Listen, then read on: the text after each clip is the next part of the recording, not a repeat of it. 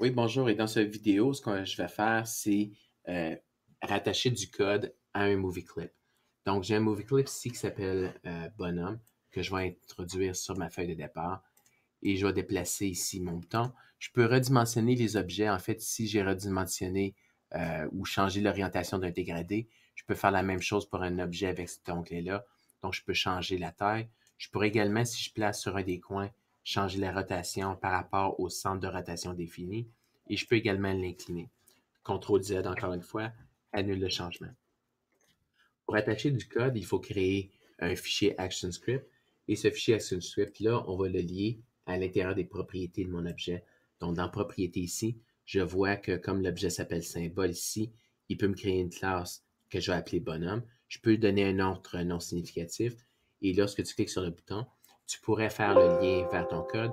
Cependant, il m'indique que le fichier n'existe pas encore. Donc, c'est la première chose que je vais faire ici. Je vais juste faire, je vais faire CTRL-C. Je vais annuler ici. Je vais essayer de m'en rappeler que je l'ai annulé. Donc, fichier nouveau. Je vais créer un action script.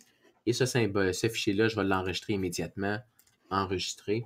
Je dois donner exactement le même nom que le nom de la classe et je l'enregistre dans le même dossier que mon programme et que mes autres fichiers ActionScript. Donc, je l'enregistre ici. Le fichier commence par package avec l'accolade d'ouverture, accolade de fermeture. À l'intérieur, je vais avoir public class suivi du nom de ma classe, extends movie clip, car mon code est justement rattaché à un movie clip. J'ouvre l'accolade, ferme l'accolade. Comme j'utilise un movie clip, je dois l'importer à l'intérieur de flash.display.movie clip. Ensuite, je dois construire mon constructeur. Constructeur, il est public car il est accessible de l'extérieur de ma classe. Le constructeur doit avoir le même nom que ma classe et c'est la première fonction qui va être exécutée lorsque mon objet, le movie clip bonhomme, est créé. Ici, ce que je vais faire, c'est simplement une fonction trace, mon objet ou l'instance du bonhomme est créée. Donc, lorsque l'objet est créé, le code du constructeur va être généré. Je pourrais également, par exemple, ajouter un événement, comme lorsque, par exemple, si je clique dessus un rollover ou ainsi de suite. Cependant, ici, je dois spécifier avant this qui correspond à l'objet même. Donc, lorsque l'objet name, ici bonhomme, ce que je pourrais faire, c'est ajouter add event listener. Je pourrais ajouter encore là un mouse event, .click. Donc, lorsque je clique dessus, je vais exécuter la fonction click tout simplement.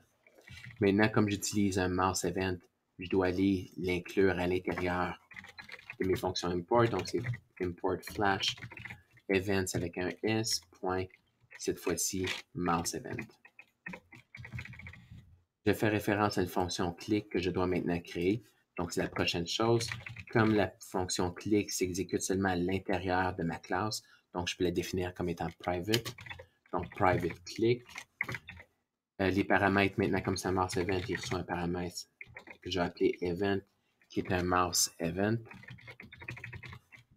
Et elle retourne void, donc elle retourne aucune valeur. Et finalement, accolade d'ouverture et fermeture. Encore là, je vais utiliser encore la fonction trace.